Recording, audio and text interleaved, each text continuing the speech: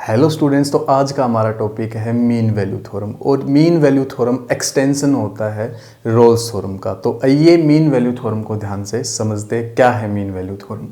देखो, एफ कोई फंक्शन है, ये इसकी डोमेन है, ये इसकी रेंज है। तो दो बातें लगातार बोल रहे हैं। क्या? अगर एफ फंक्शन कंटिन्यूस है क्लोज इंटरवल ए बी में, और एफ फंक्शन डिफरेंशिएबल है ओपन इंटरवल ए बी में। एफ फंक्शन अगर कंटिन्यूस है क्लोज इंटरवल ए बी में और F function differentiable open interval A B में, ऐसा होने पे then there exist at least one point C belongs to open interval A B such that F dash is equal to F of B minus F of A upon B minus A. तो देखो, ये दो line आपको बहुत अच्छे से clear हो चुकी है। क्यों हो चुकी है? क्योंकि रोल्स थ्योरम में यू की यू हम पढ़ के, यू की यू डिटो पढ़ के आए मेरे भाई। क्लियर?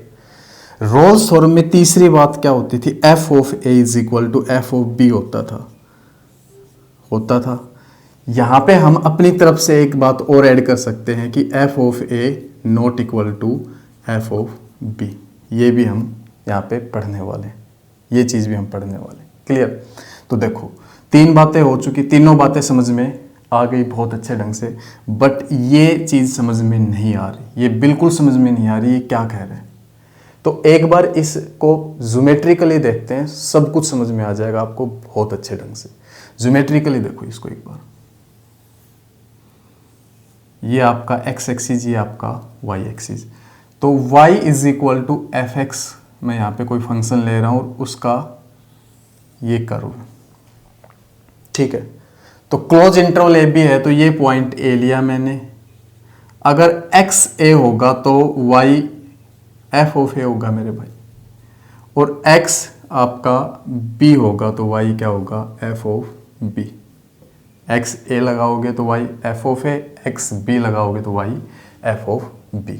देखो, पहली बात, क्या function close interval A B में कंटिन्यूस है? बिल्कुल है, बिल्कुल है, क्योंकि लगातार बिना कलम उठाए ग्राफ बन रहा है, बिना पेंसिल उठाए लगातार ग्राफ बन रहा है। इसलिए ये फंक्शन क्या है? क्लोज इंटरवल ए बी में कंटिन्यूस। बिल्कुल समझ में आई पहली बात? यस।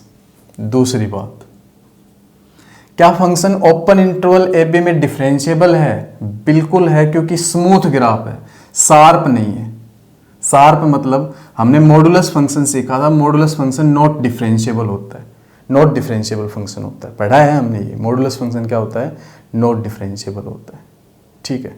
तो शार्प नहीं है, स्मूथ है। स्मूथ ग्राफ हमेशा क्या होता है? डिफरेंशिएबल फंक्शन का होता है। और भी इसमें देखो, ओपन इंटरवल ए बी क्यों लिया? क्यों ए और बी पे एंड पॉइंट पे टेंजेंट ड्रॉ नहीं कर सकते, हम बीच में कहीं भी टेंजेंट ड्रॉ कर सकते हैं। तो ये फंक्शन डिफरेंशिएबल भी है ओपन इंटरवल ए बी में। क्लोज इंटरवल ए बी में क्या है? Continuous. Open interval A B में क्या है? डिफरेंशिएबल। तीसरी बात और देख लो, ये जो हमने ऐड की है, क्या F of A F of B बराबर है? नहीं है मेरे भाई। एफ ऑफ ए तो यहां रह गया, एफ ऑफ बी वहां है, तो F of A not equal to F of B. F of B तो ऊपर है, एफ ऑफ बी कहाँ रह गया? नीचे। ऐसा मत करना कि एफ ऑफ बी यहाँ हो तो आप कहो एफ ऑफ ए यहाँ रह गया, एफ ऑफ बी वहां है।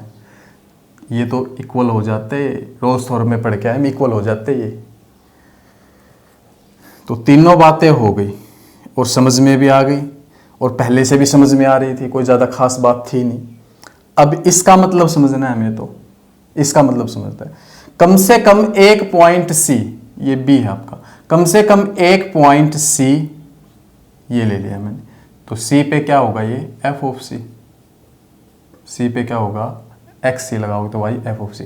कम से कम एक पॉइंट सी ए बी के बीच में जरूर मिलेगा, ए बी के बीच में जरूर मिलेगा। इसका मतलब समझना। अब देखो, एफ डैश सी का मतलब मैं यहाँ पे लिख देता हूँ, पीछे मैंने बताया था, अब यहाँ पे लिख के दे देता हूँ आपको हिंदी में, ताकि आपको और अच्छे समझ में आए।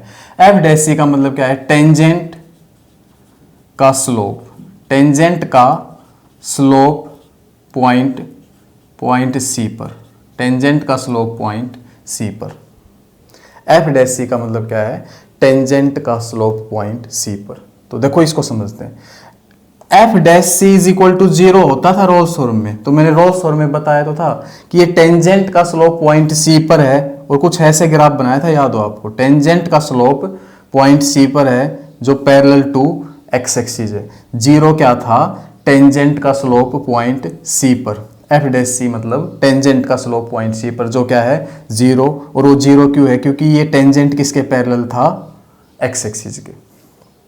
तो एफ डैश सी टेंजेंट का स्लोप पॉइंट सी पर, तो टेंजेंट तो ये, टेंजेंट तो मेरे भाई ये, और इसका स्लोप पॉइंट सी पर क्या है एफ डैश सी, इसका स्लोप पॉइंट सी पर क्या है एफ डैश सी। इतना समझ में आ गया होगा ना, पॉइंट सी पर टेंजेंट ये और इसका स्लोप क्या है एफ डैश सी, जो किसके बराबर है, जो किसके बराबर है, मैं यहां पे एक सीकेंट बना रहा हूं, यहां पे एक सीकेंट बना रहा हूं, और इस सीकेंट का स्लोप निकालने के लिए बोल दो तो आप क्या कहोगे, y2 माइनस y1 अपोन में x2 माइनस x1। इस सीकेंट का स्लोप ये किसका स्लोप, टेंजेंट का स्लोप एफ डैश सी, टेंजेंट का स्लोप, और ये किसका स्लोप, ठीक है सीकेंट का स्लोप। देखो एफ डैश सी टेंजेंट का स्लोप, और ये हमने किसका स्लोप निकाल लिया, इस सीकेंट का। अब ये दोनों लाइन क्या है, इक्वल, भाई चाहे बेशक ये सीकेंट हो बेशक ये टेंजेंट हो, है तो लाइन ही, और दो लाइन जब इक्वल होती है तो मेरे भाई उनका स्लोप, दो लाइन पैरेलल, इक्वल नहीं, दो लाइन पैरेलल, दोनों लाइन क्या है पैरेलल, और जब दो लाइन पैरेलल होते हैं तो उनका स्लोप क्या होता है इक्वल, उनका स्लोप क्या होता है इक्वल। तो इसका स्लोप तो एफ डैश सी और इसका स्लोप ये, तो ये आपको बहुत अच्छे से क्लियर हो गया होगा, बहुत अच्छे से समझ में आ गया होगा इसका मतलब क्या है। ज्योमेट्रिकली मैंने बहुत बढ़िया ढंग से आपको क्लियर कर दिया है। तो ये है आपकी मीन वैल्यू थ्योरम, ये है आपकी मीन वैल्यू थ्योरम। इस पे एक एनसीईआरटी का एग्जाम्पल लेते हैं, उससे आपको और भी अच्छे से ये चीज समझ में आ जाएगी। ओके, हम एग्जाम्पल नंबर 43 ले रहे हैं एनसीईआरटी का, और इस पे मैं मीन वैल्यू थ्योरम को वेरीफाई करके दिखाता हूं। देखो फंक्शन क्या है, F of X is equal to X square, interval क्या है, क्लोज इंटरवल 2 से 4। तो इसको ज्योमेट्रिकली साथ साथ देख लेते हैं एक बार। F of X is equal to X square का ग्राफ तो ये बनता है कंप्लीट, बट हमें बात किसकी करनी है, ओनली क्लोज इंटरवल 2 से 4। तो मैं सिर्फ ग्राफ कहां तक रखने वाला हूं, 2 से 4 रखने वाला हूं, और बाकी का ग्राफ मैं मिटा रहा हूं। तो अपना ये ग्राफ होगा इस इंटरवल के अकॉर्डिंग। तो देखो पहली बात, क्या फंक्शन कंटिन्यूस है, क्लोज इंटरवल 2 से 4 बिना कलम उठाए लगातार बन रहा है, तो कह सकते हो फंक्शन इज कंटिन्यूस, CTS लिख रहा हूं शॉर्ट फॉर्म में, ऑन क्लोज इंटरवल 2 से 4।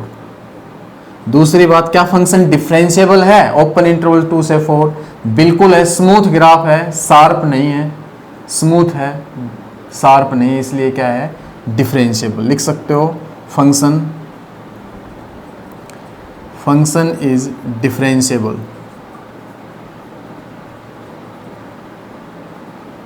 ऑन ओपन इंटरवल 2 से 4, ठीक है। तीसरी बात, F of 2 not equal to F of 4 आएगा, क्यों आएगा, देखो एफ ऑफ 2 तो अपना कितना है एफ ऑफ 2 4, और एफ ऑफ 4 कितना है, एफ ऑफ 4 कितना है 16। क्या ये 4 16 के बराबर होता है, नहीं होता है, तो एफ ऑफ 2 किसके बराबर नहीं होगा, एफ ऑफ 4 के बराबर। ये तीनों बातें होने पे हम क्या लिखते हैं, एटलीस्ट, कम से कम at least 1 point C belongs to open interval 2 से 4 such that F dash C is equal to F of B, यहां से निकले F of 4 minus F of A, मतलब एफ ऑफ 2 अपॉन में 4 माइनस में 2। तो देखो एफ डैश सी निकालना है अपने को, एफ डैश सी कब मिले, जब एफ डैश एक्स हो, तो एफ डैश एक्स कितना होगा 2x, तो एफ डैश सी निकालना है, यहां से कितना मिलेगा 2c। भाई एफ डैश सी कितना आ जाएगा, एफ डैश सी कितना आ जाएगा 2c, तो कर लो बस use, 2c is equal to F of 4 कितना 16 माइनस वैल्यू रख दो बस, एफ ऑफ 2 कितना 4 अपॉन में ये कितना 2, तो c इज इक्वल टू 16 में से 4 गए तो 12 बाई ये 2 अपॉन में जाएगा तो 4, c की वैल्यू कितनी आ गई 3, c की वैल्यू कितनी आ गई 3, और जो c3 आया वो आप देख सकते हो कि वो 2 से 4 ओपन इंटरवल में लाई करता है, और यहीं पे आप लिख सकते हो कि mean value theorem verified, mean value theorem verified. कितना आसान काम है आप बिल्कुल देख सकते हो, बहुत ज़्यादा आसान काम। और अब एक्सरसाइज करेंगे तो ये चीज़ आपको और भी अच्छे से क्लियर होती चली जाएंगी, क्योंकि हम कई एग्जाम्पल करेंगे अब एक्सरसाइज के अंदर, तो बहुत अच्छे से आपको समझ में आ जाएगा। ओके।